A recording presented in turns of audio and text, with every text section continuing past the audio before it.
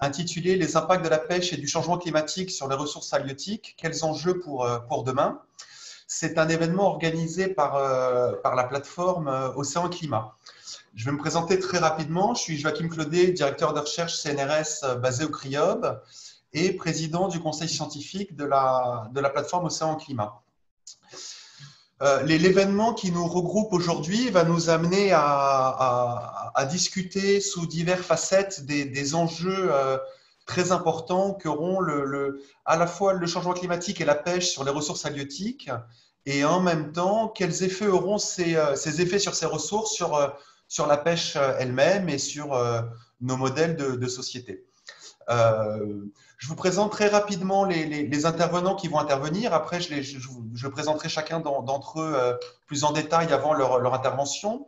Donc, on a autour de la table virtuelle Rebecca Hubbard, qui est Programme Director à Overfish, Didier Gascuel, professeur en écologie marine à AgroCampus Ouest et membre du comité scientifique de la plateforme Océan Climat. Philippe Curie, directeur de recherche à IRD, membre du comité d'experts de la plateforme Océan Climat, et Rohan Curry, qui est Chief Science and Standards Officer du Marine Stewardship Council.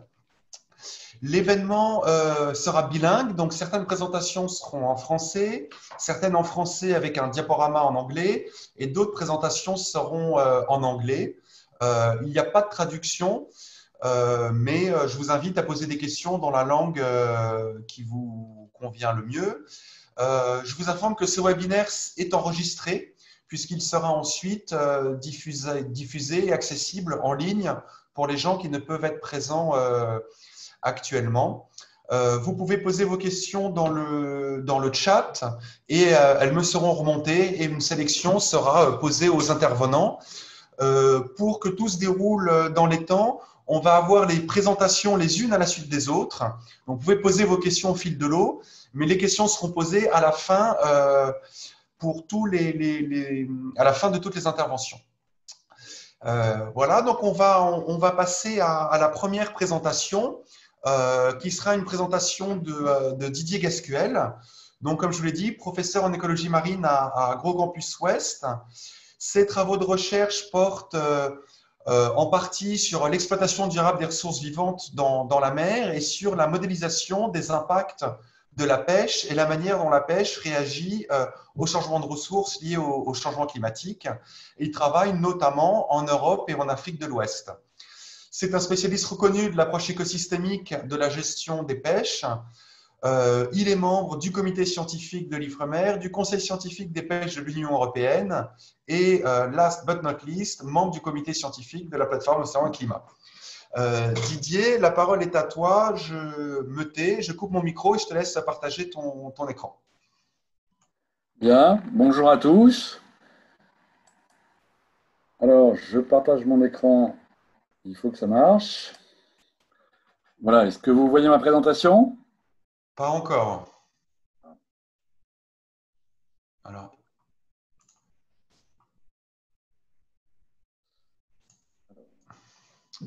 Tu dois bien choisir la fenêtre que tu partages. Oui. Voilà, il y a quelque chose qui va arriver. Voilà. Et vous êtes en mode présentation, c'est bon ? Alors, non, là, il faut que tu… Alors, excusez-moi. Laisse ton diaporama on. Il faut que tu arrêtes le partage d'écran et que tu le recommences en choisissant la version présentation. Oui.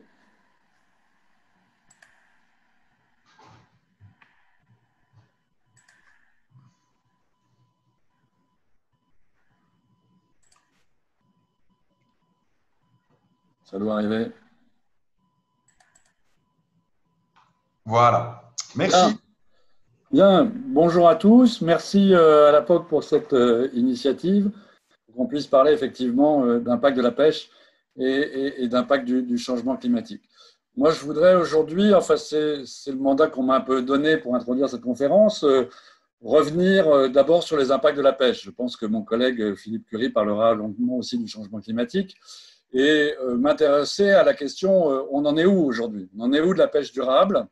On en est où de la gestion des pêches, et en particulier en Europe ?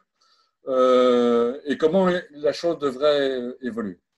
La gestion des pêches aujourd'hui en Europe, elle est fondée, j'expliquerai, je reviendrai sur cette notion, sur ce qu'on appelle dans le jargon la gestion au rendement maximum durable. C'est un terme un peu technique. Voilà, ce qu'on appelle en anglais le maximum sustainable yield. Et j'aimerais vous convaincre qu'on fait des progrès dans cette direction, mais qu'en même temps, ce n'est pas du tout suffisant. Alors, commençons par regarder où on en est. Pardon, il faut que je repère aussi. Alors, j'ai plus qu'un bouton. Voilà. Alors, où on en est actuellement de la gestion des pêches en Europe? Il faut commencer par quelque chose qui est incontestablement une bonne nouvelle. Cette bonne nouvelle, c'est que dans les eaux de l'Union européenne, au moins dans une partie des eaux de l'Union européenne, la gestion des pêches s'améliore et un certain nombre de stocks, on peut même dire d'une manière générale, les stocks sont en train de s'améliorer. Il y a plusieurs études qui le montrent. Je vais reprendre là la dernière étude publiée par le Comité scientifique des pêches de l'Union européenne, dont je fais donc partie, ce qu'on appelle en anglais le STCF, qui fait tous les ans le bilan de la totalité des stocks européens pour avoir une vision un peu globale. Ce que nous dit le dernier rapport du CSTEP, c'est plusieurs choses. La première, c'est que la pression de pêche a beaucoup baissé depuis maintenant une bonne quinzaine d'années dans les eaux de l'Atlantique nord-est, c'est-à-dire, si vous voulez, dans les eaux Europe, toutes les eaux européennes, côté Atlantique. On pêche en mer du Nord, on pêche au large de la Bretagne, on pêche dans le golfe de Gascogne, c'est de ces eaux-là dont il est question. Et la courbe que vous voyez ici en bleu, elle représente la pression de pêche, c'est-à-dire d'une certaine manière, tout simplement, la proportion de poissons qu'on pêche tous les ans. On pêchait, il y a encore une quinzaine d'années, de l'ordre de 45% de la biomasse présente dans l'eau chaque année. 45% des poissons chaque année, en moyenne, c'est le chiffre moyen pour tous les grands stocks européens, étaient pêchés et on recommençait l'année d'après. Évidemment, cette situation correspondait à une situation, on va le voir plus loin, de très très forte surexploitation. On s'est fixé cette limite donc du rendement maximum durable, du RMD, qui correspond là aussi, en gros, en valeur moyenne, à une moyenne de 25% de poissons pêchés tous les ans. Et vous voyez que si on fait la synthèse de la situation pour tous les grands stocks européens, la pression de pêche a effectivement baissé. Et on est aujourd'hui en valeur moyenne aux alentours de cette cible qu'on s'était fixée.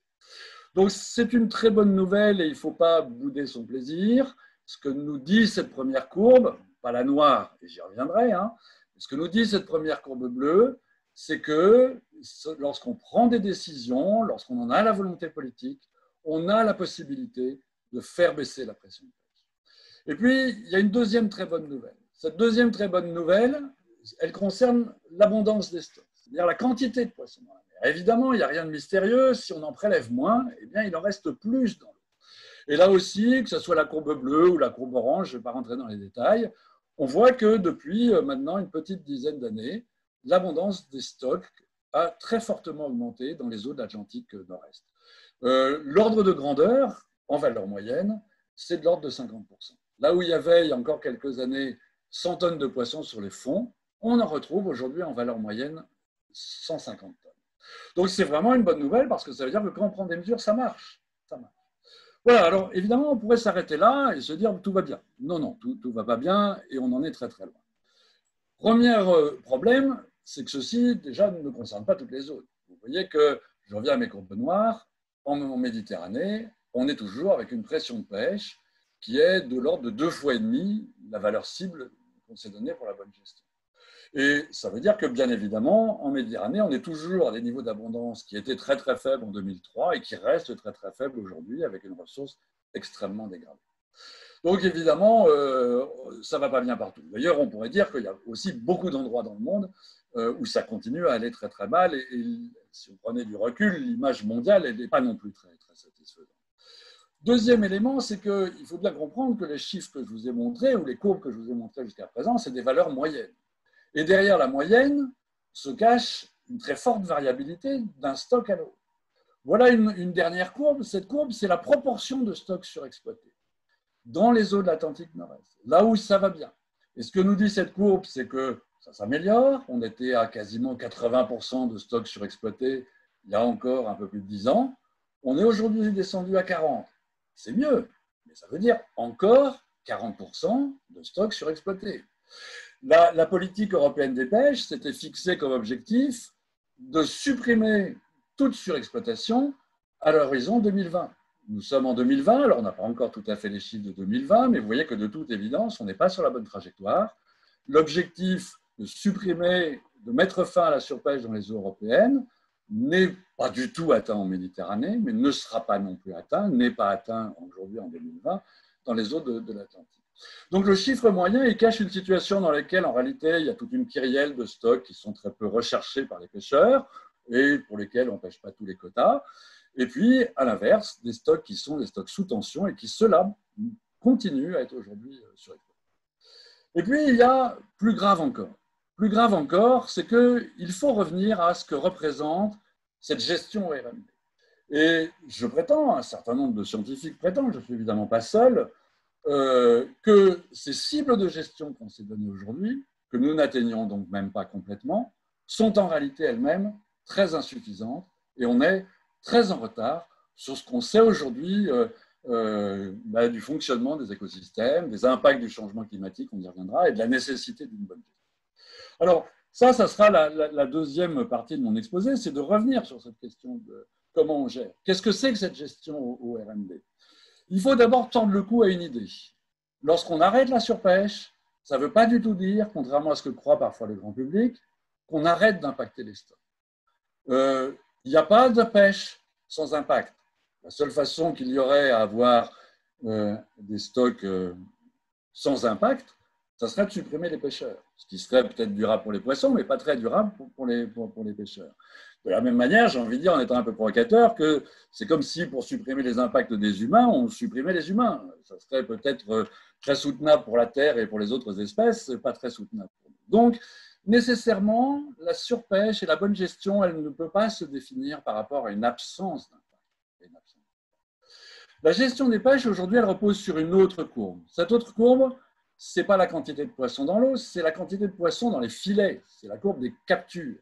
Cette courbe des captures, vous la voyez apparaître en bleu, elle dit une chose assez simple, c'est que s'il n'y a pas du tout de bateau, je suis à gauche sur mon graphique, il n'y a pas du tout de capture. Et puis s'il y a plein de bateaux à tel point qu'il n'y a plus aucun poisson dans la mer, même comme ça, plein de bateaux font aussi zéro capture. Et donc la courbe des captures, elle est nulle au debout, et elle passe par un maximum au milieu, et c'est ça qui définit la surexploitation. Autrement dit, on va gérer les pêches en fixant cette cible de gestion du RMD, MSY en anglais, de façon à maximiser les captures. La durabilité des pêches dans la politique européenne des pêches, elle n'est pas aujourd'hui définie sur un objectif de conservation de la ressource, elle est définie sur un objectif de maximisation des captures. C'est une durabilité de l'exploitation en termes de maximisation des captures. Et puis, il y a encore un peu plus grave, c'est que ce raisonnement-là, en réalité, il est fait stock par stock, avec des modèles qui ont été développés par les scientifiques dans les années 50, dans une approche qu'on qualifie de monospécifique.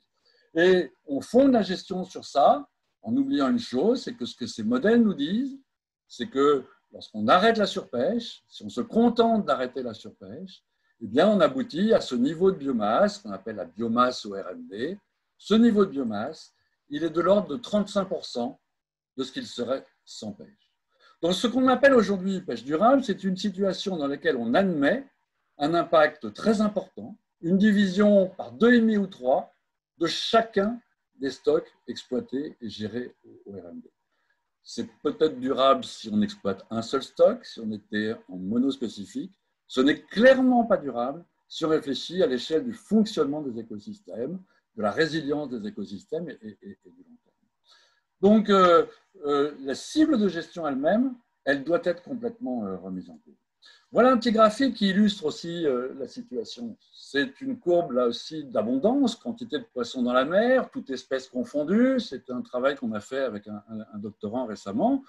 C'est la situation de la mer Celtique. Bon, finalement, c'est vraiment une situation assez représentative des eaux de l'Atlantique. Cette reconstitution sur le long terme de l'abondance des poissons dans la mer, bon, il y a beaucoup d'incertitudes quand on remonte loin dans le passé, hein, mais ce qu'elle nous dit clairement, c'est que oui, ça va un peu mieux les 10 dernières années. Ça va un peu mieux les 10 dernières années. Mais il ne faut pas oublier d'où on vient.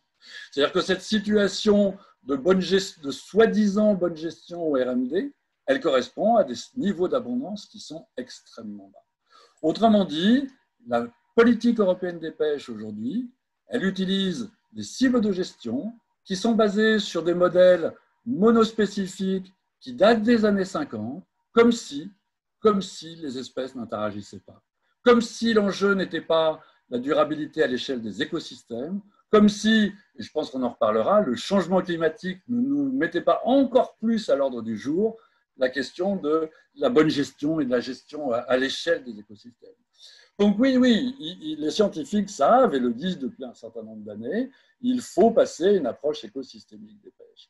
Et je prétends, moi, qu'une façon de le faire, c'est de promouvoir ce que j'ai appelé la pêche écologie, hein, par analogie à l'agroécologie, la pêche écologique. Et je voudrais conclure mon intervention sur cette idée-là. Il faut vraiment repenser entièrement le système de gestion des pêches.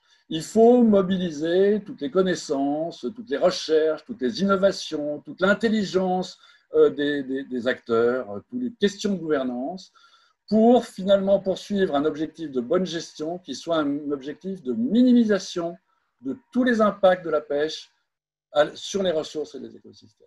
Alors, c'est vrai en ce qui concerne les cibles de gestion.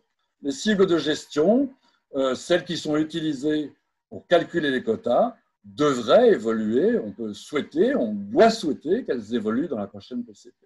Il faut passer du RMD à ce qu'on appelle le rendement économique durable ou maximum. C'est une cible de gestion qui est recommandée et par les scientifiques et par la Banque mondiale, qu'on ne peut pas taxer de démarche maximaliste, dans laquelle on sait qu'on aura une approche plus précautionneuse, avec plus de poissons dans la mer et en même temps avec une meilleure rentabilité des pêches.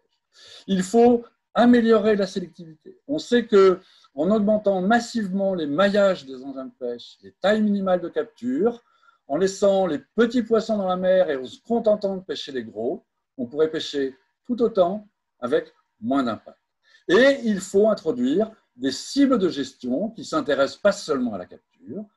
Il est temps de s'intéresser à la conservation réellement en regardant les biomasses. Nous sommes aujourd'hui avec des cibles de gestion qui, lorsqu'on ne travaille pas sur la sélectivité, sont, je l'ai indiqué tout à l'heure, de l'ordre de 35% du stock sans pêche. Il faut passer à 50%. Mon collègue Rainer Froese propose de passer à 60%, voire à 70% pour toutes les espèces qui sont des espèces fourrages, dont on a intérêt à en laisser pas mal dans l'eau, parce qu'en réalité, elles nourrissent d'autres espèces et on en bénéficie. En réalité, il faut reprendre le chantier espèce par espèce, trouver la bonne cible, celles qui sont réalistes, celles qu'on peut atteindre de façon réaliste dans des délais raisonnables. Il y a une chose qui est sûre, c'est que si on confie ce mandat aux scientifiques, alors il est possible d'augmenter la rentabilité économique des pêcheries avec moins d'impact et avec une meilleure résilience des écosystèmes. On peut pêcher autant en impactant beaucoup moins. Il y a vraiment un chantier énorme à jouer en la matière. Et j'ai envie de dire d'une manière assez surprenante, le premier chantier de l'approche écosystémique consiste à repenser la gestion à l'échelle de chacun des stocks et de chacun des quotas de pêche. Et puis alors, bon, j'irai plus vite là-dessus. Il faut ouvrir un chantier, il est d'ailleurs ouvert, Ifremer travaille déjà sur ce genre de choses, hein, sur les engins de pêche, aller vers des engins qui aient beaucoup moins d'impact. Il faut favoriser partout où c'est possible, c'est-à-dire probablement, sûrement pas partout, mais il faut favoriser des pêches douces à petite échelle. Il faut développer ce qu'on appelle l'approche la gestion par flottille. La gestion par flottille, c'est une situation où flottille par flottille, on fait le bilan des impacts écologiques liés à l'activité de la flottille, on fait le bilan de ses performances économiques et sociales, et à partir de là, on a des outils pour réfléchir à comment on améliore les points noirs, comment on met en évidence les bonnes pratiques, comment on fait progresser l'ensemble des flottilles sur l'ensemble de ces aspects.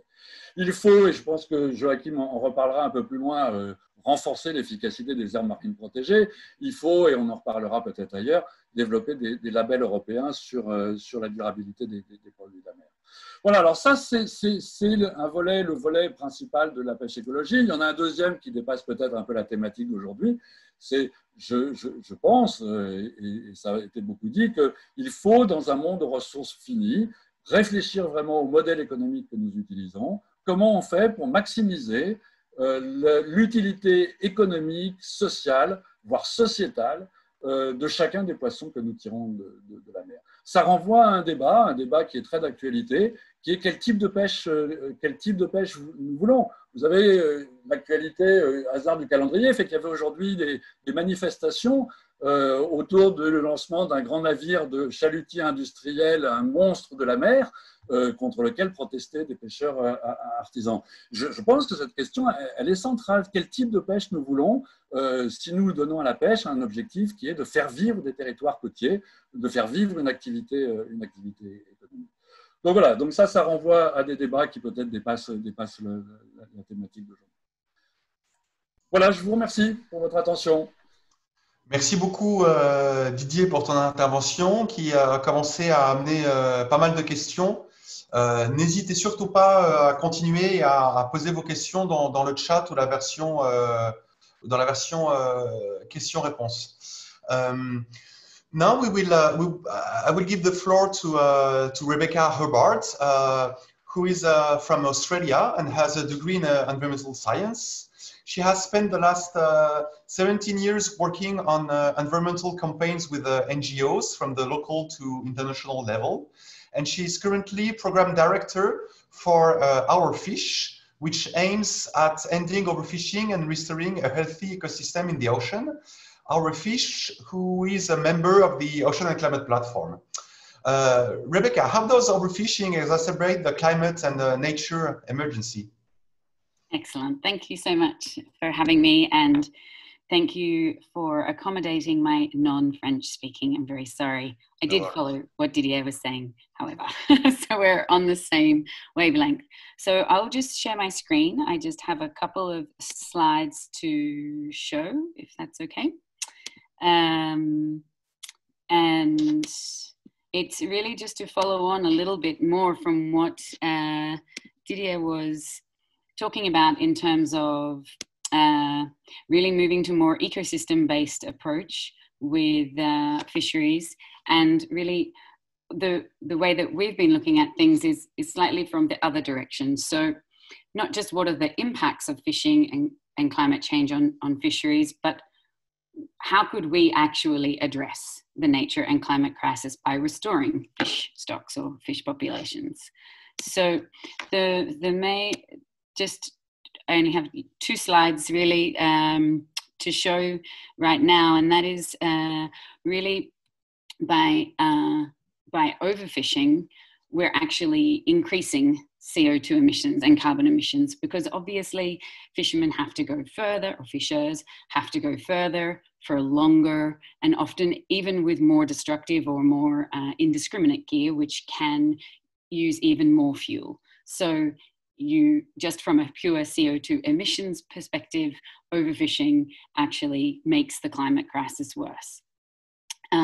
And of course, then from the other perspective, in terms of carbon sequestration into the system, overfishing or destructive fishing methods, which is, as Didier explained, not just about whether or not you fish above MSY limits, but how you're affecting the entire ecosystem.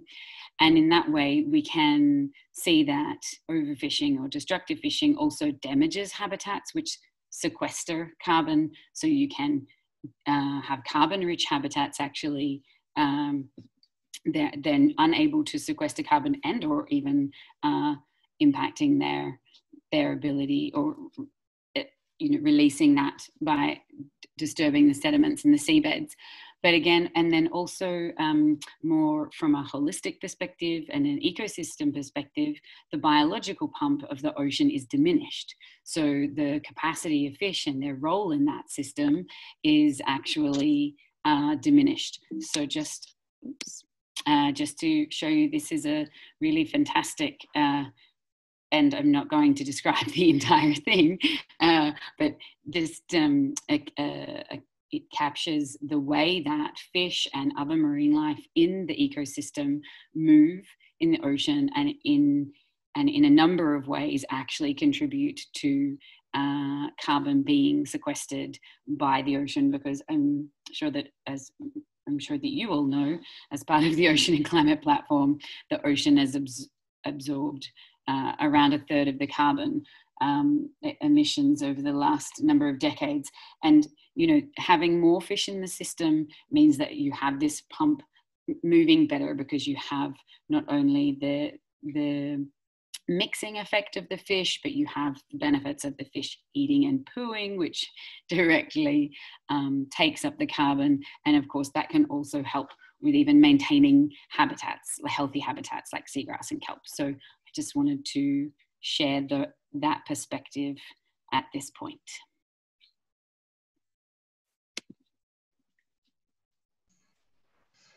Thank you, Rebecca. Thanks a lot.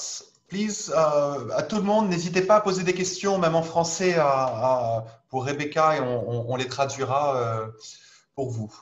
Maintenant, avec Philippe Curie, on va se poser la question des impacts du changement climatique sur les écosystèmes marins et sur les populations qui en dépendent.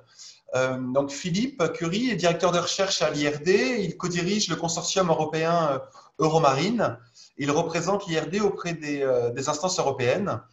Il est reconnu pour ses importants travaux sur l'approche écosystémique des pêches, il a reçu de nombreuses distinctions et prix internationaux qu'on ne va pas lister ici. Il est membre du comité scientifique de la Fondation Prince Albert Ier de Monaco et président du conseil scientifique de l'Institut océanographique de Monaco et également membre du comité d'experts de la plateforme Océan Climat. Philippe, je te laisse la parole et je te laisse présenter ton écran, partager ton écran. Attendez là, merci beaucoup. Bonjour à tous et merci à la plateforme Océan Climat. Alors pour cette invitation, je vais essayer de partager mon écran, partager l'écran. Voilà, alors après, comment je fais pour mettre mon... Alors, le mieux, Philippe, c'est que tu arrêtes ton partage, ouais. Tu lances ta présentation et ensuite tu remets ton partage et tu choisis la fenêtre en question. D'accord. On va arrêter le partage, voilà. Ok. Donc, j'ouvre mon écran. Excusez-moi pour ce... Voilà.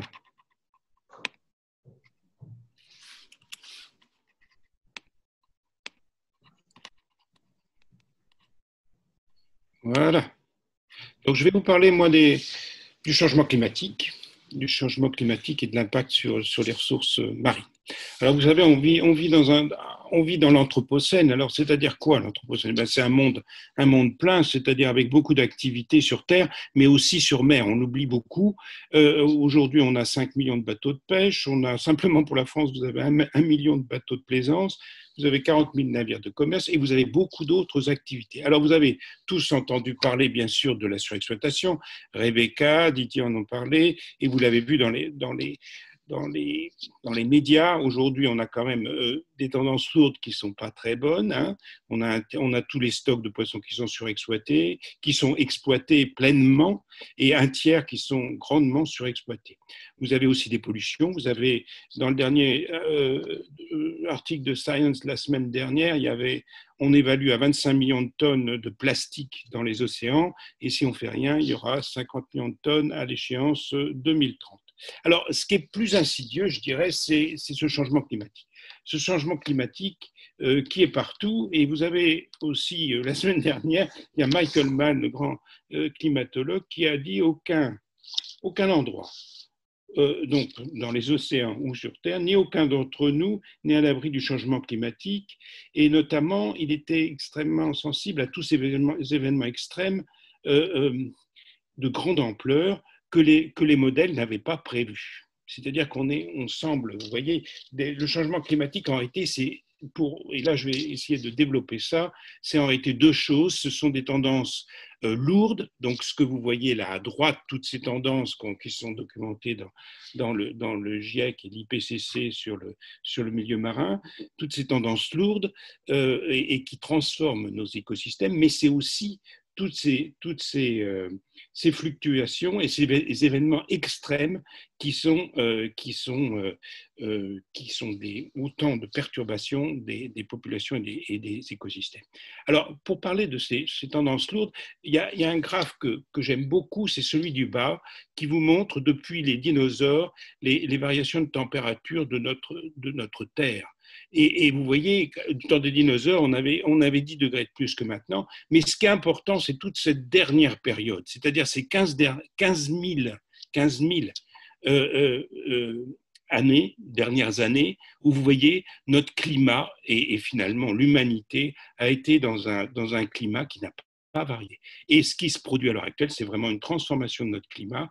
Comme vous voyez, c'est avec ce changement climatique qui va transformer les océans et les ressources marines. Alors, parlons des ressources marines. Donc, je vous ai parlé de ces événements extrêmes. Alors, il y a, bien sûr, dans le milieu marin, il y a des espèces qui peuvent se déplacer et des espèces qui ne se déplacent pas. Alors, on pense tout de suite aux coraux qui ne peuvent pas se déplacer et bien sûr qui sont impactés par ces événements extrêmes. Prenons la grande barrière de corail. Il y a eu 3 vagues de chaleur ces 5 dernières années. Vous avez la barrière de corail, c'est 2300 km de long. Vous avez 1500 km qui est grandement affecté par le changement climatique. Mais ce n'est pas simplement les coraux, c'est aussi tous les champs de laminaires, les champs de posidonie qui subissent de plein fouet donc ces événements extrêmes. Vous avez les espèces qui peuvent se déplacer. Bien sûr, on pense aux poissons. Et vous avez là, sur la grande carte mondiale, tout l'impact que ces changements globaux vont avoir sur d'une part, alors bien sûr, on le voit par exemple sur le plancton. Le plancton, par exemple, je prends un exemple, dans l'Atlantique Nord-Est, il se déplace de 25 km par an. Les poissons aussi cherchent des environnements qui correspondent à leurs habitats. Donc, les poissons, généralement, migrent vers les pôles. Et vous avez l'IPCC qui a quantifié ça, c'est à peu près 70 km toutes les décennies. Et vous voyez sur cette carte que ça veut dire que la zone intertropicale, donc la zone généralement où les populations dépendent grandement de ces ressources pour vivre, va être la plus impactée. Vous voyez, c'est cette zone en rouge, donc comme les stocks de poissons migrent vers les pôles. Donc, vous avez ces problèmes de migration. Alors ça, ce qui est extraordinaire et qui est incroyable, c'est qu'on voit ce changement quantitatif et qualitatif dans les captures mondiales. Et on voit ce qu'on appelle aujourd'hui une tropicalisation des captures, c'est-à-dire qu'on pêche de plus en plus des espèces d'eau chaude. Alors là, vous avez un indicateur qui a été fait sur les captures mondiales en pondérant ces captures par les températures préférentielles de chaque espèce. Et vous voyez, c'est en constante augmentation.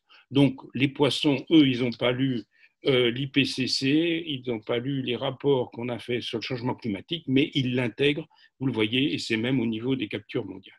Vous avez aussi ce petit graphe sur la Méditerranée, qui est une des mers qui se réchauffe le plus vite, puisqu'elle a pris le réchauffement est de 1,5 degré. Et vous voyez, ce même exercice a été fait pour caractériser les changements finalement de toutes ces populations suite au changement climatique. Et bien sûr, en Méditerranée, on pêche beaucoup plus aujourd'hui de poissons, entre guillemets, d'eau chaude, tropicaux, c'est-à-dire des poissons perroquets, vous avez des cigans, vous avez des poissons flûtes, vous avez beaucoup d'espèces, notamment qui viennent de la mer Rouge.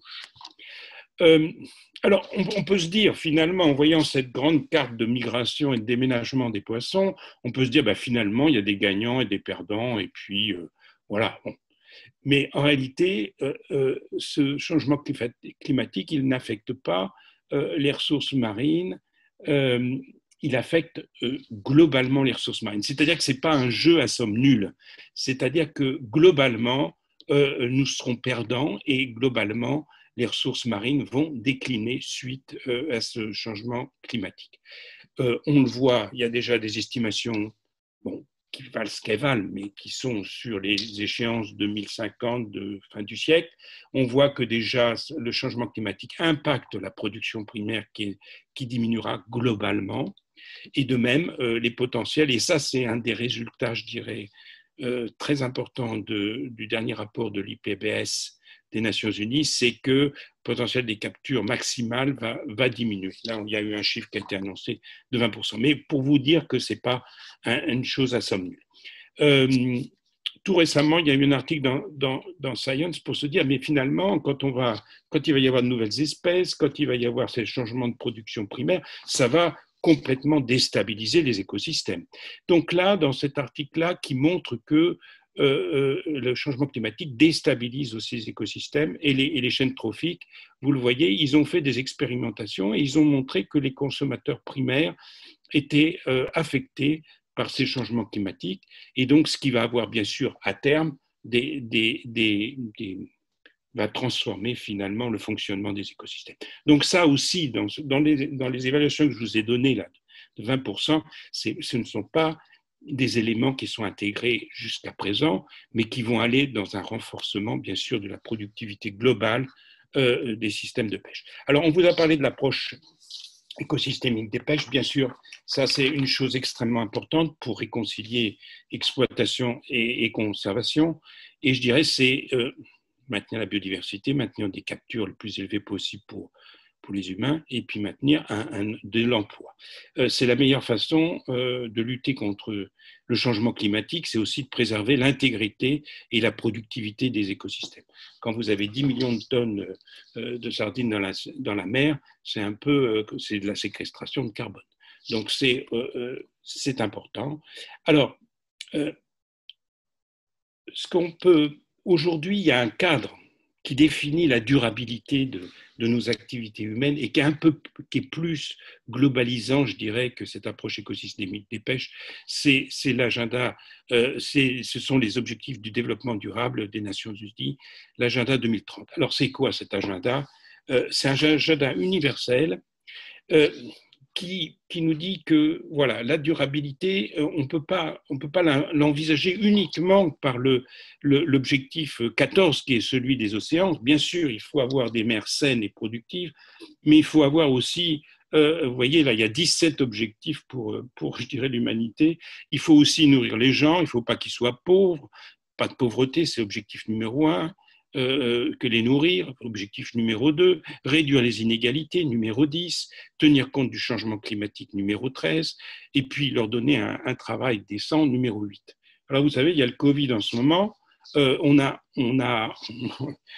développement durable, c'était de se dire, on va préserver la qualité de vie des personnes, la bonne santé et le bien-être, c'est le numéro 3, mais il ne faut pas oublier les autres. Il ne faut pas oublier que les gens, ils ont faim, qu'ils ont besoin d'un travail et qu'il y a beaucoup d'inégalités. Donc, ce cadre-là est vraiment important et bien évidemment, il va affecter tout ce qu'on fait sur les ressources marines, toute la réflexion sur l'ODD 14.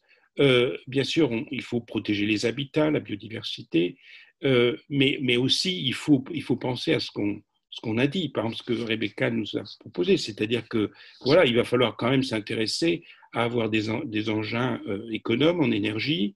Donc ça, c'est l'objectif numéro 13. Il va falloir créer de l'emploi. Ça, c'est les pêches artisanales versus les pêches industrielles. C'est ce que nous a dit Didier. Il va falloir avoir des réflexions là-dessus. Et puis les futurs labels, puisqu'on va parler des labels, il va falloir qu'ils intègrent aussi les problèmes, toutes ces composantes-là, notamment l'objectif numéro 10 qui est sur les inégalités. Alors, et puis, je dirais que ce nouveau cadre aussi touche la recherche, parce que la recherche, elle doit aussi se repenser et travailler. Vous savez, aujourd'hui, on essaie de promouvoir la science de la durabilité, c'est-à-dire qu'une science qui soit tournée un peu sur ces grands défis internationaux, et puis ces grandes thématiques et ces grands objets, ces grands enjeux. Donc, ça veut dire quoi? Ça veut dire, je vous prends un exemple, par exemple, se dire, voilà, les aires marines protégées, bon, alors tout le monde pense bien sûr à la protection de la biodiversité, mais c'est aussi beaucoup d'autres choses. C'est aussi protéger le domaine côtier contre contre la montée des eaux. C'est aussi la séquestration du carbone en maintenant les écosystèmes résilients, en promouvant des habitats comme les mangroves, etc. Donc voilà, donc c'est aussi, pour les chercheurs, ça veut dire aussi, avec cette science de la durabilité, un autre type de positionnement. Donc, et ça, je pense que les deux précédents orateurs l'ont montré très bien, il faut repenser le futur des pêches dans un contexte global.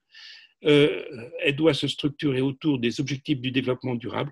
Aujourd'hui, la durabilité, ce sont les objectifs du développement durable de l'agenda 2030. Ils sont vraiment essentiels, et ça, il y a même un article récent dans Nature qui montre ça. Ils sont essentiels pour élaborer et mettre en œuvre les politiques. Vous avez aussi au niveau européen les ODD, les objectifs du développement durable, qui sont vraiment au cœur des nouveaux agendas et du nouveau programme cadre. Vous avez le pacte vert européen avec des ambitions fortes. Voilà, il faut des labels aussi, puisqu'on va parler de labels qui prennent en compte les ODD. Et puis voilà. Et je vous remercie beaucoup. Merci beaucoup, merci Philippe. Et puis, merci d'avoir mentionné aussi les ODD, dont c'est le 5e anniversaire aujourd'hui, pile aujourd'hui. Maintenant, on va passer à notre 4e orateur, donc Rohan Curry, qui est the Science and Standards Chief Officer at the Marine Stewardship Council. He holds a PhD in marine mammal science and was previously principal scientist at New Zealand's Ministry for Primary Industries, where he was specializing in marine mammal science and Antarctic fishery science. Rohan will talk about how to engage fisheries into sustainability in our changing world. Rohan, please, the floor is yours. Thank you very much. And again, I join with Rebecca in apologising for the fact that unfortunately I'm not able to deliver the presentation in French. But thank you for the opportunity, and also thank you to the fellow panellists for the helpful introduction. And in fact, I will find that there may be some components of my slides I can move over quite quickly, because I think we've covered some of the content, which is hopefully very useful. So as was mentioned, I'll be talking about incentivising sustainable fisheries in a changing world. And that, to me, that's one of the most pressing environmental challenges that we face in the oceans, is how we actually address the climate challenge as it will manifest and interact with fisheries management globally. As has been mentioned in a number of the presentations, the world is changing. And what we're seeing here is that fish are moving in response to those warming oceans. Midwater fish such as mackerel in the Northeast Atlantic have already started moving into areas that are quite different, areas where they historically haven't been fished, or at least not to the same degree. And this is then leading to questions as to how you come up with appropriate catch allocations in those areas. And also, if you talk about areas where people have traditionally had a good understanding of what occurs in a particular place, we're finding species composition is already changing. So in the US East Coast, we've seen a switch as the cod populations there that were overfished historically to the point of collapse. As the ecosystem there recovered, and it turned out to be quite a different ecosystem to what was previously there. So we're actually seeing quite significant changes. This has also been demonstrated in research in South Africa as well. The composition of ocean flora and fauna is changing in a number of different areas in response to the climate and the way it interacts with fishing pressure. So given that, what do we need to do in order to incentivise and address this issue? And there are many different things that we can cover, and indeed some of the previous presentations highlighted some of the things that we can be considering. I would suggest that one of the things that we need to factor into this is actually marine species have proven to be remarkably resilient. And so many of them can adjust if they are given, they can adjust to change if they're given time and it's sufficiently gradual, because species plasticity is quite considerable. But the change itself has to be mitigated and not exacerbated by other stresses. And I think what we're finding here is the big challenge is where you get the interaction of a climate signal as well as either historical overfishing or ongoing overfishing, and that then resulting in an impact that is then very difficult to manage and understand and predict in the future what the consequences would be. I would also say that there's an interaction here with the human element. So fisheries management is more about managing people than it is about managing fish. And what we need to do is come up with ways of adapting our practices in response to this. But what we've found is that many of the systems around the world are not necessarily very well equipped to address this particular problem. What we're seeing again in the Northeast Atlantic is a very good example of unfortunately not necessarily a great response. So the mackerel fishery there, for example, when it moved, there was a real struggle to try and come up with a difference in allocation of catches that did not result in overexploitation of the stock. And I think that's going to be a continuing issue in the future, as you will see these, as species shift, management agencies will need to adjust. And as those management agencies grapple with this, they're traditionally slow. They don't always necessarily get a strong signal in the science at an early stage. It takes them a while to get to the point where they can deal with this. And we're finding that as they're grappling with this, they're not always acting as quickly and as appropriately as we would hope to ensure sustainable fisheries management. Why does this matter in terms of fisheries management? Why are we talking about that when we're talking about climate change?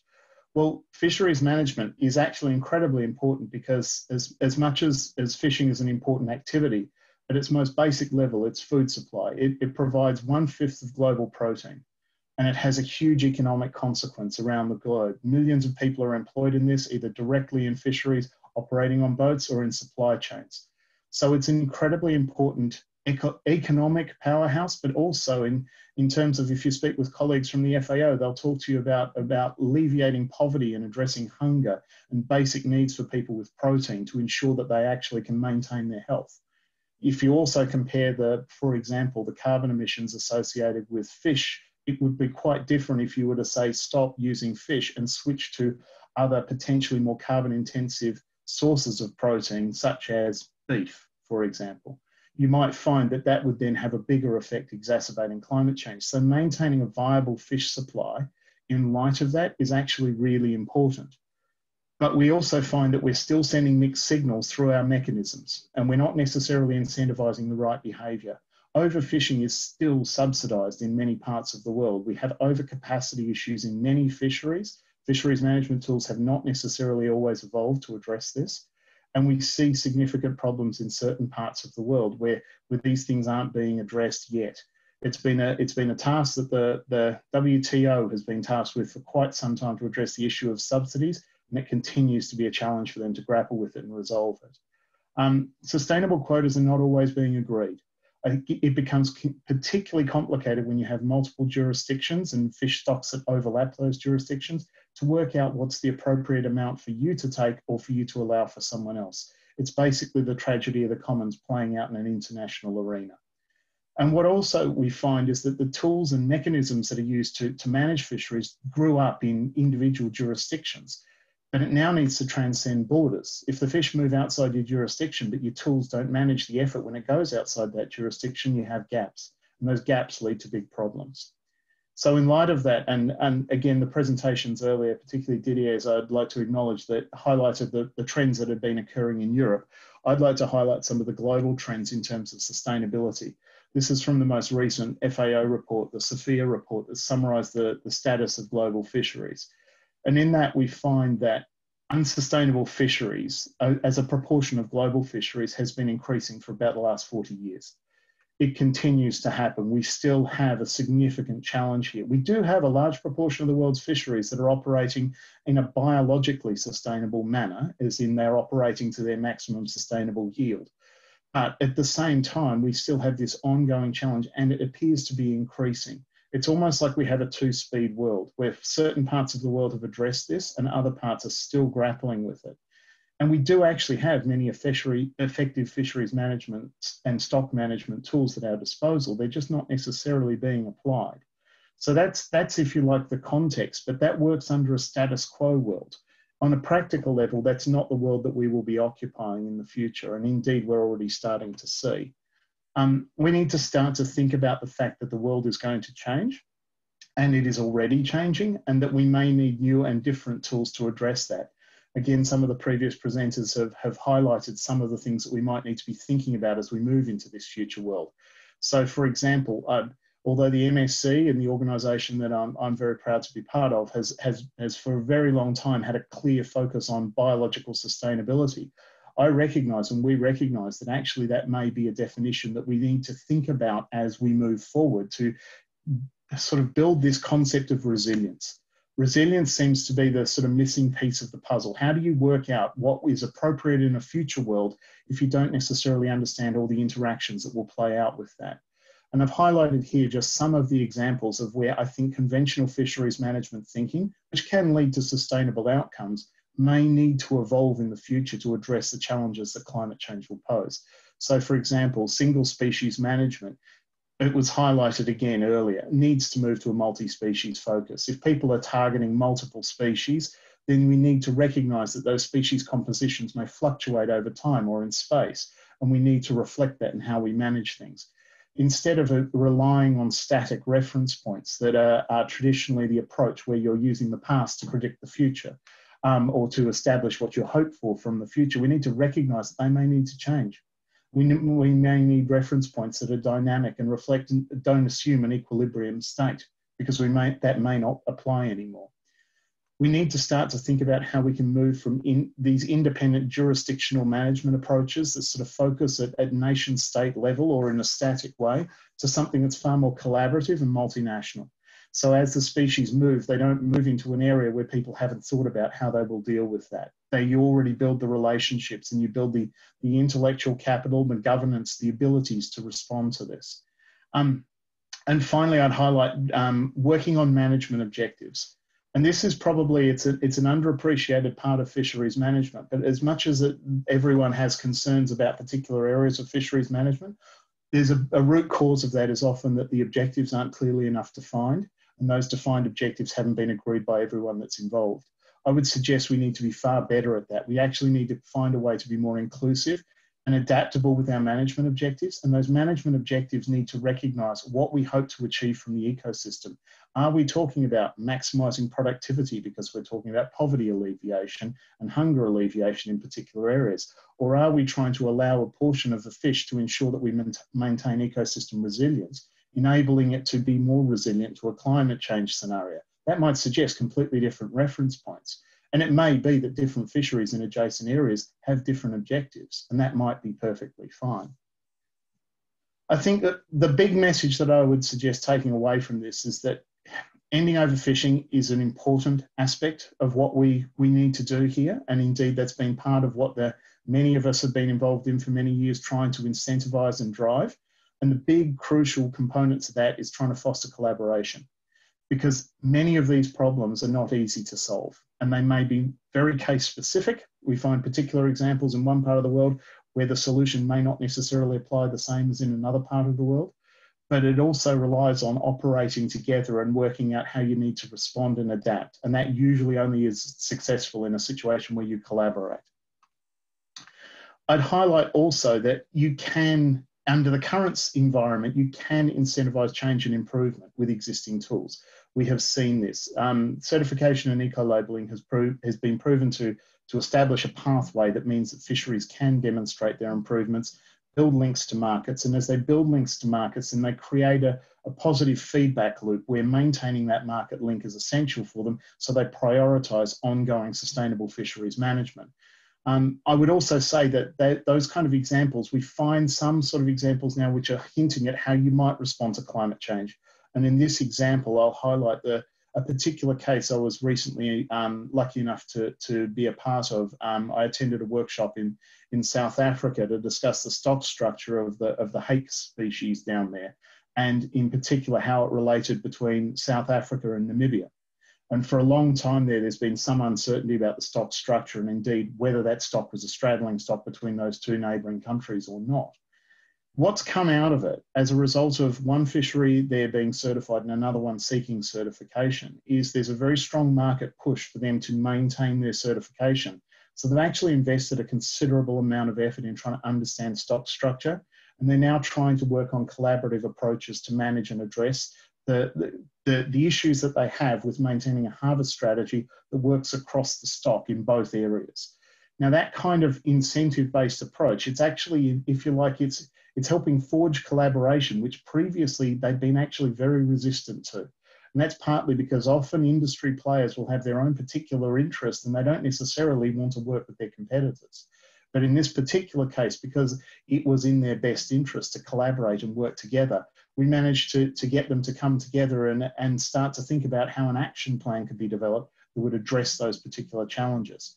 We're going to see more examples of that in the future as fish stocks move. We need to find ways to get people to work together to solve this. So I'll basically highlight that as the status quo and, if you like, how we can do things now. But I think we also need to think about how we can refine the tools in the future. And indeed, I'm looking forward to the discussion with all the panelists and with all of those involved in the workshop, in the hope that you might be able to highlight some ideas for us in the future that we might be able to take away and think about to make sure we're ready for this and we're able to continue to incentivize change and improving fisheries management. Thank you very much. Thank you, Rohan. We will have a final short intervention from Rebecca about overfishing in the European Union, and then we will have exchanges with the panel and some questions from all of you. Thank you, Rebecca. So Rohan, if you can stop sharing your screen. Certainly, just trying to get back to the right view to be able to do that.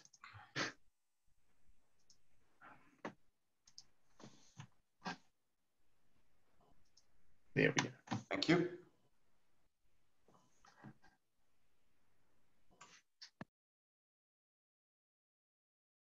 Okay, thank you very much.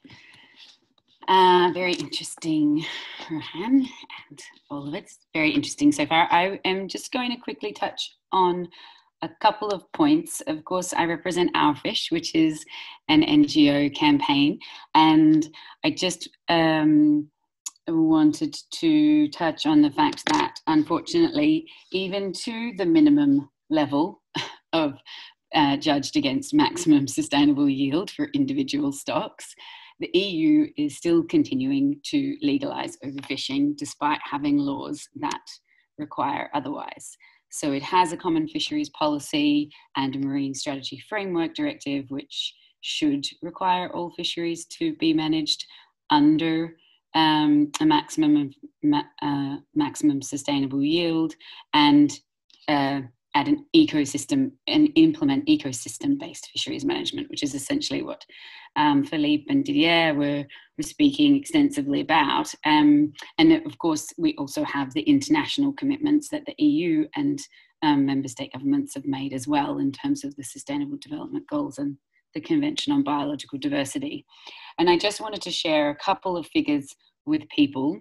This is based on actually a broader analysis than what the STEC reports that we looked at. And indeed, some stocks are doing better. And of course, that's really great in the EU. But for the 2020, out of nearly 130 total allowable catches that were set, 48% of those were set above the scientific advice for 2020. And that is really a problem because it's communicated as 99% of fish landings are sustainable, because there are some stocks like herring or other pelagics that have large volumes and they make the landings sound very sustainable. But in fact, when you look at the individual species, 48% of those are still above scientific advice. And so it's no wonder that the state of our seas is in very poor health, even in the EU. And I'm not even talking about the Mediterranean. We all know that is a disastrously more unfortunate case. This is for the Northeast Atlantic, where we think we're doing quite well, and where we have data available on the state of the biomass of the fish population. And that's not very many. This is only 40 or so stocks. 32% of those are still outside of safe biological levels as of 2018 in terms of an analysis. So just wanted to, I guess, reality check our perspective of how sustainable we really are. And I think it was Philippe that was or Didier, there's someone that was mentioning about where we came from, what were our fisheries like before, and what are we judging our management level on now. And of course, for us, actually, I prefer to talk about fish as populations as opposed to stocks. I did see a question about that earlier. But one of the reasons is because when fish are discussed and managed as stocks, they're diminished in importance to be like a trading card. And this is no more clearly demonstrated than in the annual decision-making circus of the Agrifish Council, where they set the annual fishing limits for EU fish stocks and fish populations. More than last year, we have a legal deadline to end overfishing by this year. Last year, we delivered over 500,000 citizens' signatures in support of the end of overfishing. And of course, the ministers still ignored the scientific advice. And this is obviously a problem because not just are they being treated as these stocks that are traded, but they are obviously benefiting a few who are usually the most wealthy in the industry, because there are many thousands of fishermen who are not. You know, we know that fisheries are not all equal, and we know that the value and benefits of healthy fish populations in functioning ecosystems is just not valued, and that's not coming into the decision-making process. And so the value of fish and for climate mitigation or climate adaptation or ecosystem services is not being recognised by our leadership. So we know there are solutions, everybody's listed them, but we don't have political will. And so despite these enormous benefits, and it could be actually a lot more money and a lot more jobs. You know, analysis from the New Economics Foundation for the EU, we could have 20,000 new jobs. We could have an extra 1.6 billion euros in annual revenue if we delivered on the law. But unfortunately, even though we have all of these amazing scientists calling for this work, we're still having a challenge because we need our leading politicians to prioritize the oceans and the health of the oceans, and to look at fish as the lifeblood of a healthy ocean, which is the life support system for every European citizen, for every French citizen, for every person on the planet. None of us could live without that. And these are, of course, some of the solutions, but I think actually most of the scientists have covered at least the ecological things. I think a couple of the other issues we would say is, and I think Rohan mentioned, was we need to stop subsidizing overfishing, overcapacity, and there's a very, very direct way we can do that, and that is to remove the fuel tax subsidy that the entire fishing industry benefits from, which in some cases, for very large companies, can be over 20 million euros a year. You know, we also need to allocate quota to the least damaging fleets so that we're actually not benefiting or prioritizing the more destructive segments of the fleet. I'll just leave it at that. I just wanted to make that last intervention. Thank you. Thank you, Rebecca. Thank you to everyone. Merci à tous les panélistes pour ces très intéressantes présentations. On a vu qu'à la fois la situation est grave, mais qu'en même temps des solutions existent, que dans certains endroits on en prend le chemin, dans d'autres pas encore. Et c'est d'ailleurs peut-être le sens d'une première question qui est peut-être destinée à Didier Gascuel, mais surtout n'hésitez pas à interagir entre vous. Et je vous demanderai si vous pouvez d'essayer d'être bref, comme ça nous permettra de prendre plus de questions. Donc une question que j'ai gardée là, c'est la pression de pêche en Méditerranée, elle reste 2,5 fois trop élevée par rapport à ce qui est attendu. Et donc, un des participants se pose la question à quoi c'est dû. Est-ce que c'est juste un manque de volonté politique ou est-ce qu'il y a d'autres paramètres contextuels qui permettraient d'expliquer cela? Alors, il y a évidemment tout un ensemble de raisons historiques, culturelles, etc. Mais si on veut focaliser sur la raison principale, elle est extrêmement simple. C'est que ce qui marche partout dans le monde, c'est des quotas de pêche qui s'appuient sur la vie scientifique. Voilà. Ça, c'est la garantie d'une pêche durable. Il faut, stock par stock, et même si on veut faire de l'approche écosystémique, réguler le prélèvement en fonction de ce que le stock peut produire. En Atlantique, on a mis en place des quotas. Pendant très longtemps, ils n'ont servi à rien. Progressivement, on suit de mieux en mieux, mais pas encore très bien la vie scientifique, mais les quotas sont devenus efficaces. En Méditerranée, il n'y a pas de quotas. Quand il n'y a pas de quotas, eh ben, on ne gère pas la pêche. Et alors voilà, donc l'Europe a commencé à réfléchir à des limitations de l'effort de pêche, mais on est très en retard. On est très en retard en Méditerranée. Il y a encore quelques années, on n'avait même pas les évaluations de stock. On ne pouvait même pas dire il y a 90% de stocks surexploités, on n'avait pas les données. Voilà. Donc là où il n'y a pas de quotas, ça ne marche pas. Il faut des quotas, il faut pour ça une volonté politique. Et il n'y a jamais eu la volonté politique pour mettre en place des quotas de pêche qui sont le début de la bonne gestion, et encore une fois, ils sont insuffisants en Méditerranée. Alors, à une seule exception, c'est le thon rouge. Le thon rouge, il y a des quotas. Ils ont là aussi été très longtemps inefficaces jusqu'à ce qu'il y ait une pression citoyenne telle qui a fait que la volonté politique s'est affirmée pour mettre des quotas plus restrictifs sur le thon rouge. À partir du moment où on a commencé réellement à mettre des quotas restrictifs sur le thon rouge, cette population-là de thon, elle est en train de remonter très rapidement. Merci Didier. Philippe, tu voulais intervenir? Non, c'était pour dire que voilà, il n'y a aucune gestion en Méditerranée, ou vraiment très très peu, et le peu ne marche pas. Donc voilà, donc il y a le thon rouge, ça a marché, mais ça a marché, c'est un bon exemple, bon contre-exemple, mais enfin c'est le seul en Méditerranée.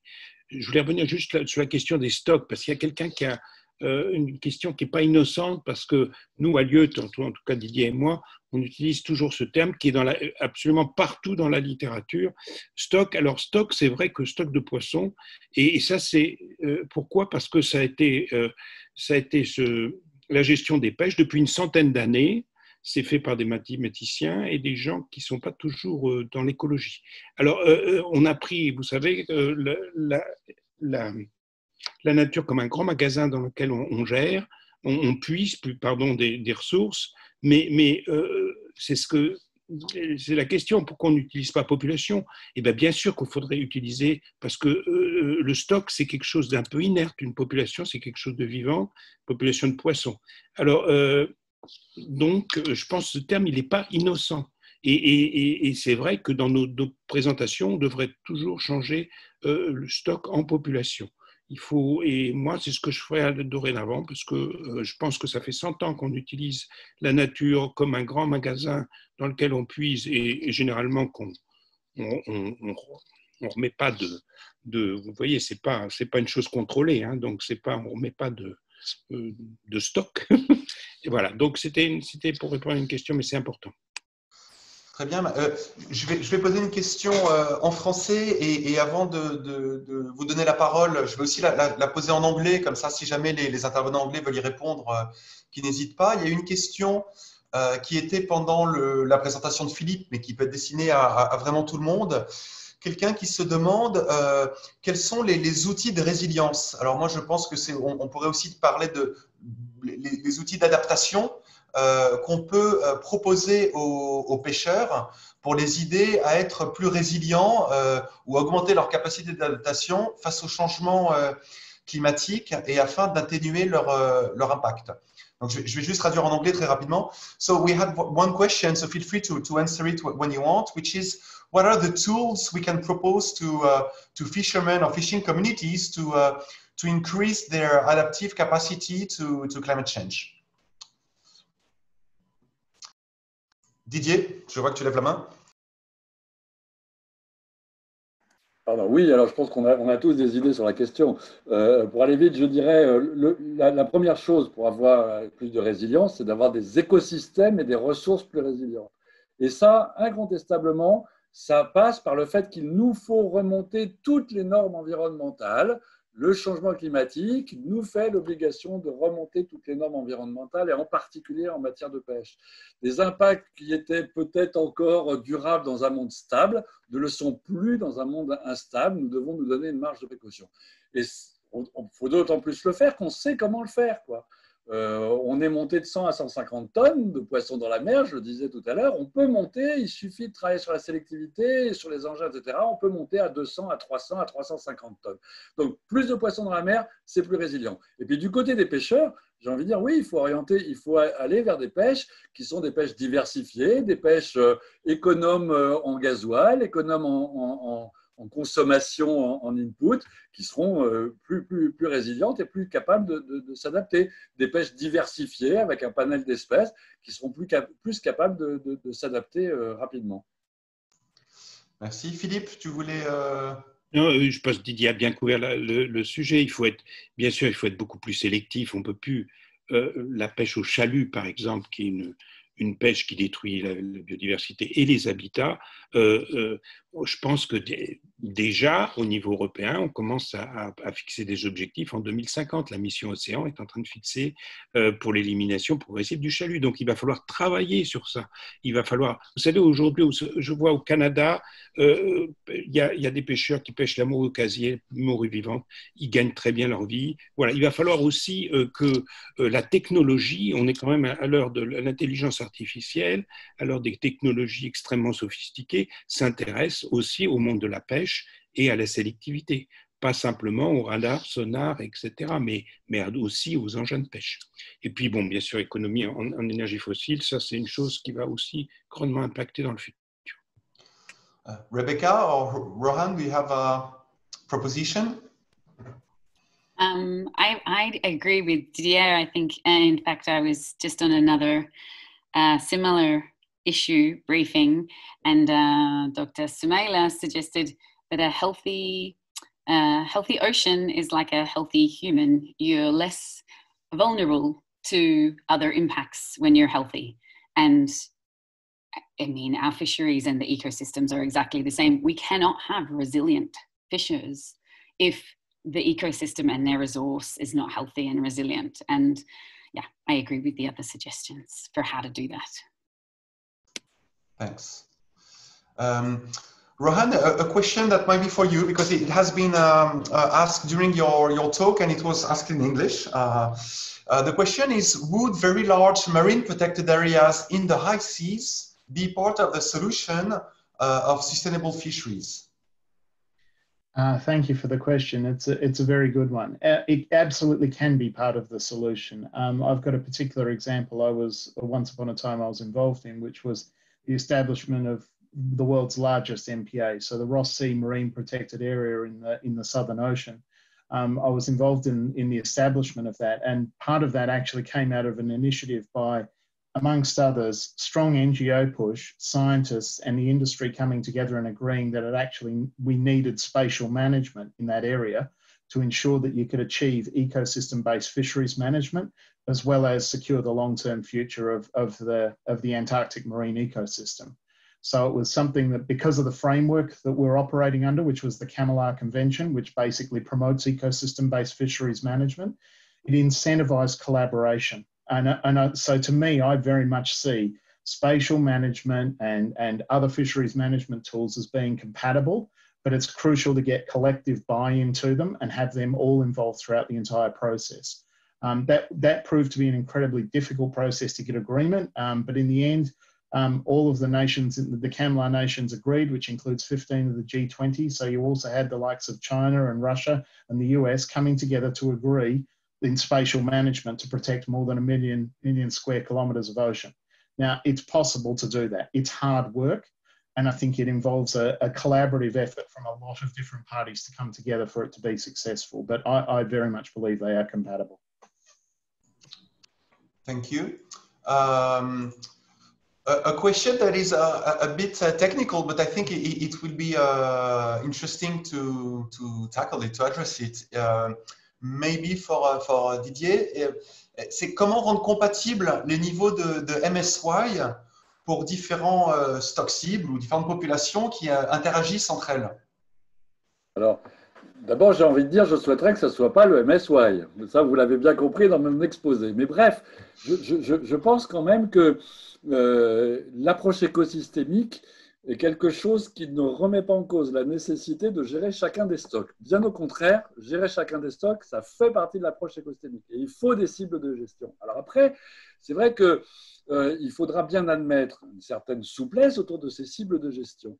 Mais on sera beaucoup plus à l'aise pour le faire s'il y a deux conditions réunies. La première, c'est que la cible de gestion est suffisamment précautionneuse pour qu'on puisse se permettre, pour certains stocks, d'être un peu au-dessus, pour d'autres, d'être un peu en dessous.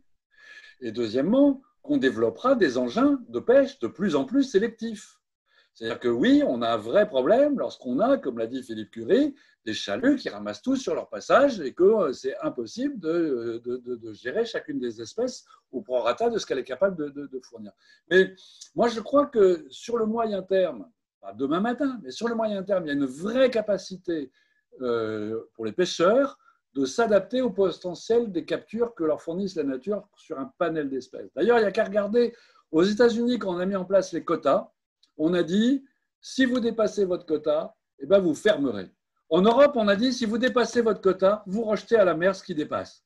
Et on a créé ce cauchemar des rejets qui fait qu'on rejette des tonnes et des tonnes et des tonnes à la mer.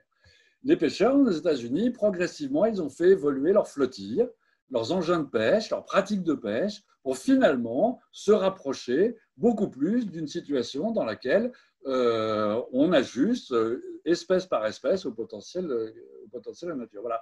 C'est des pêcheries plus sélectives, c'est une adaptation sur le long terme des flottilles pour atteindre l'objectif. Merci. Philippe, je t'ai vu lever la main.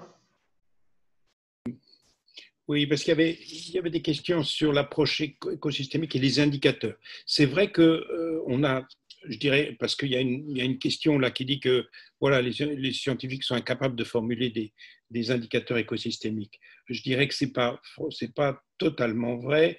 Il y a quand même eu sur les poissons pélagiques combien il faut laisser de poissons fourrage dans la mer pour nourrir les prédateurs. Il y a quand même eu pas mal de résultats important avec des indicateurs qui montrent qu'il faut aller au-delà. Je veux dire, il faut laisser beaucoup plus de poissons que ce que le propose un MSY calculé classiquement avec une espèce.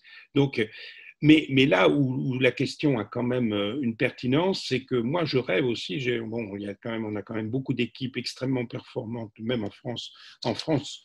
Sur les modélisations écosystémiques, c'est vrai qu'on rêve un peu d'un MSY écosystémique voilà, qui tiendrait compte des interactions entre les espèces, et puis qui tiendrait compte aussi du climat. Donc, bon, ça peut être une voie de recherche. Mais il y a quand même des choses qui se font et qui sont robustes. Merci. Une question que je traduirai en anglais aussi, comme ça tout le monde peut répondre, c'est de savoir comment décider, comment arbitrer, faire le compromis entre différents ODD. Parce que quelquefois, il faut faire des choix et prioriser entre l'ODD 14 et un autre, par exemple. Donc, comment arbitrer? So I will translate the question in English also, so you all can feel free to answer, which would be how to decide how to arbitrate, how to trade off between SDGs when targets cannot be achieved both at the same time. How should the decision be made? Philippe, first. Je pense que comment mettre des priorités sur les objectifs, c'est vraiment une approche participative avec toutes les parties prenantes. On ne peut pas décider de qu'est-ce qui est plus important pour telle pêcherie. Est-ce que c'est l'emploi? Est-ce que ça va être le problème de sécurité alimentaire, de pêche artisanale, pêche industrielle? C'est vraiment des choses à faire avec des approches participatives, avec toutes les parties prenantes. C'est très important. Ça a été fait, je veux dire, en Afrique du Sud, avec beaucoup de succès. Merci. Thank you. Oui, je veux bien rajouter sur cette idée, je suis complètement d'accord avec ça. C'est-à-dire qu'on aura toujours besoin d'une gestion des pêches. Il faudra l'enchasser dans des visions plus globales de gestion des écosystèmes multi-usages où il n'y a pas seulement les pêches. Mais même là-dedans, il y aura une gestion des pêches. Et moi, je crois profondément que cette gestion des pêches, elle sera efficace si elle s'appuie sur ce que nous disent toutes les théories du bien commun, c'est-à-dire si on fait des écosystèmes marins, des biens communs, avec autour la communauté du bien commun qui en prend en charge le destin et la gestion. Alors, c'est les pêcheurs, mais ce n'est pas que les pêcheurs. Les ressources n'appartiennent pas qu'aux pêcheurs, elles appartiennent aussi aux générations futures, elles appartiennent à l'ensemble des usagers. Donc, il faut arriver à créer ces communautés d'intérêt qui prennent en charge le destin, alors non pas de chaque population de poissons, mais réellement des écosystèmes. Ça commence à se faire, voilà, mais il faut sacrément accélérer le mouvement. Merci. A question maybe for Rebecca or Rohan, which is what is the part of illegal fishing, if we can have an idea, a gross idea, the part of illegal fishing in the status of fish stocks? Actually, Philippe or Didier may know this detail better than I, because I don't work on legal fishing globally. I understand that it's enormous, but it's not a focus that I have for Europe, actually. I mean, if we include unreported fishing, I think we could say that for sure unreported fishing, which is also a type of illegal fishing, has a huge impact. And is why the issues like the Global Fishing Watch that was mentioned before and increasing transparency of the fishing fleets is incredibly important, because if we can't enforce the rules, then there's no point having them. Sorry. Rohan, I think you wanted to say something? Yeah, I just briefly wanted to add that there have been efforts in the past to try and estimate the proportion of illegal fishing in particular fisheries. And depending on the level of information that a fishery has, you can try to estimate it directly as basically a missing portion of your data. You can almost find the hole in your stock assessment model to identify this. So it has been estimated for particular fisheries. In areas historically where there is known to be a large amount of illegal activity, again, previously I was involved in Southern Ocean work, and the toothfish fishery there for a long time had an awful lot of illegal activity associated with it, which was then progressively stamped out by an awful lot of work by member nations to try and address it. It can be quite a high proportion of the exploitation rate of a particular stock. But I think what's happened over time is monitoring, control and surveillance has got better in individual countries. They've got a better handle on it. But that tends to be what happens in the developed world. In the developing world, there are still very big questions as to how much illegal exploitation goes on. And so the example of Global Fishing Watch, and for example, they recently highlighted the case of a very large fleet that was moving in, I believe, to illegally fish off Ecuador, and another one that was fishing off North Korea.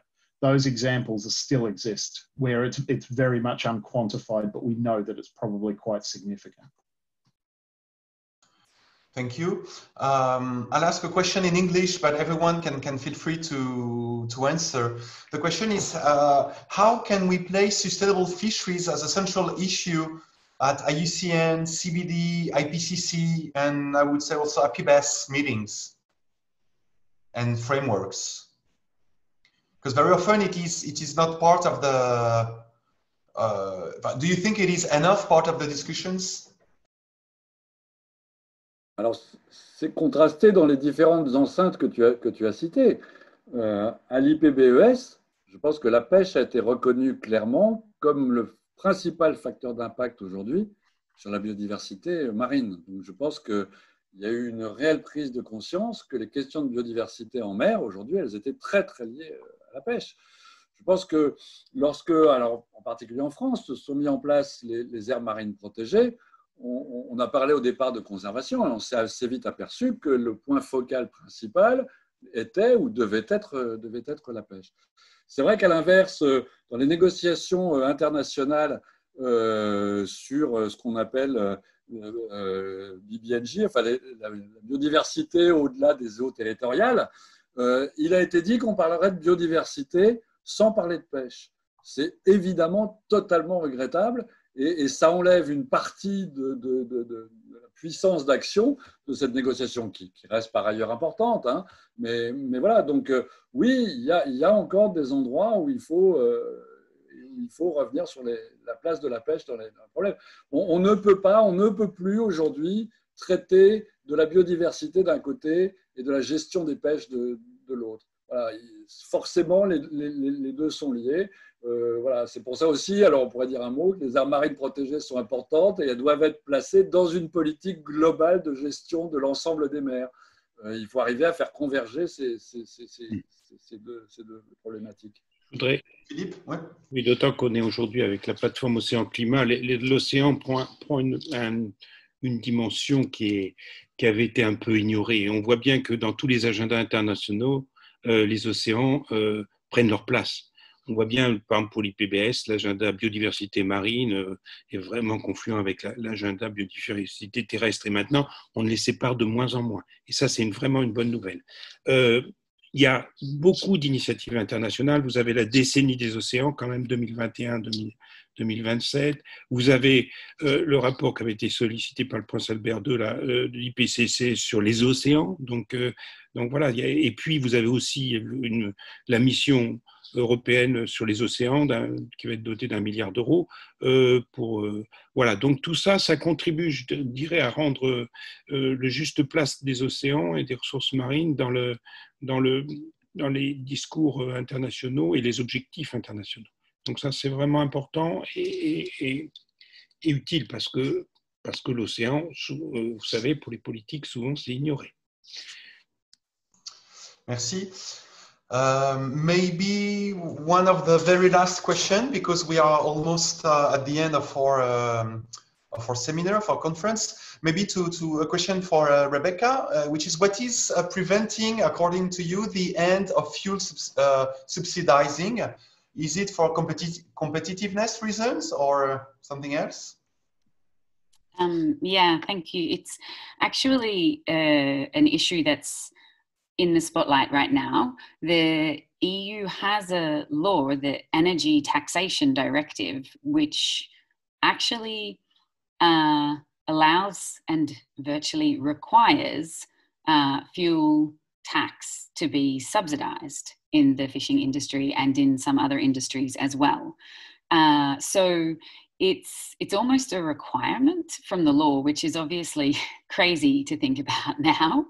But as part of the European Green Deal and the revision of a lot of European legislation, which obviously will affect all of the member states as well, the Energy Taxation Directive is under review, and they are in fact looking at removing the fuel tax subsidy, not just for the fishing industry, but for other industries like maritime as well, such as shipping. So it had previously been about trying to prevent an imbalance in competition, but obviously it's resulting in a whole lot of pollution as well. So I would actually recommend everybody who has an interest in that to make a submission to the Energy Taxation Directive review. It's open right now and the consultation closes in the middle of October, and Owlfish and a number of other European NGOs are making submissions to that consultation for this very reason. Thank you, Rebecca. Je pense qu'il va falloir que nous clôturions pour rester dans les temps. Je tiens à remercier vraiment chaleureusement nos 4 panélistes pour les échanges et très instructifs et leur formidable présentation. So thank you for all the panelists for the very constructive talk. Je remercie également tous les participants pour les questions qui ont été nombreuses et bien évidemment, comme c'est souvent le cas, elles n'ont pas toutes pu être posées. Et je tiens à vous dire que je viens de vous envoyer un lien qui est le site internet de la plateforme Océan Climat, parce que ce webinaire, donc comme je vous ai dit, d'une part, il a été enregistré et donc le lien sur lequel il sera diffusé sera présenté sur le site de la plateforme. Et également, la plateforme Océan Climat va réaliser un policy brief à partir des échanges et des présentations des panélistes, qui sera aussi proposé en téléchargement sur le site de la plateforme. Voilà, au nom de la plateforme Océan Climat et de tous les panélistes, je tiens très chaleureusement à tous vous remercier. Merci à vous. Merci, bonsoir à tous. Merci. Bonsoir à tous. Au revoir, thank you all. Thank you. Bye bye.